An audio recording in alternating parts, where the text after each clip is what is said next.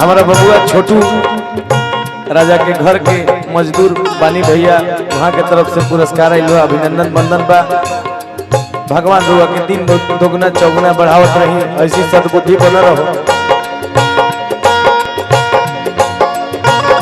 कि तोहर खुल जाई पहिरल लंगोटा हो,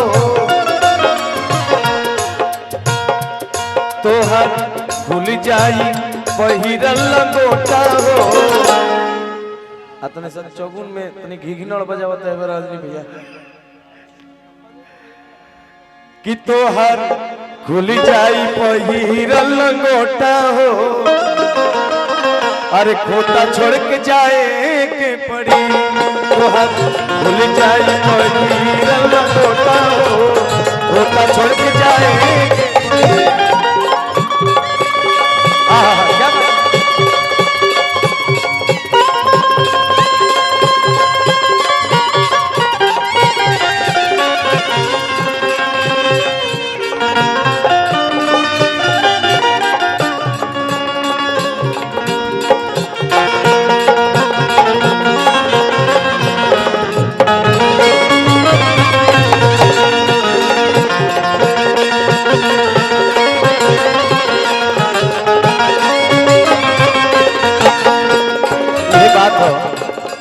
एगो गवैया समझ सकेला कि अंजनी भैया के काहे मानल जाला कि अंजनी सिंह हवे भैया। एगो गवैया गावत हो के तू बजावत हो, हम हर मंच पे कहिला नो कि अंजनी भैया बजावेले तो गावला पे बुझाला कि रेंज रोवर चाहे कोनो बहुत लग्जरियस गाड़ी में बैठ के आ गाना गावत है। तैयारी कतनो होखे बाकी गायक के जो बढ़िया से गवा ले उहे बजे भैया। हम चाहब के करा लेनी भैया कहती ताली जरूर बजे।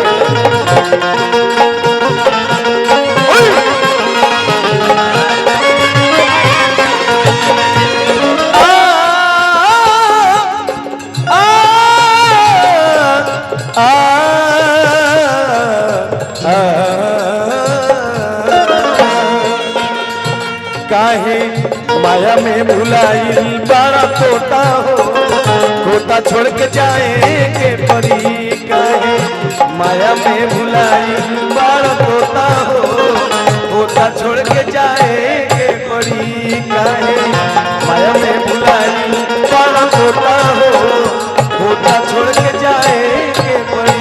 काहे माया में भुलाइल बड़ा तोता हो, खोता छोड़ के जाए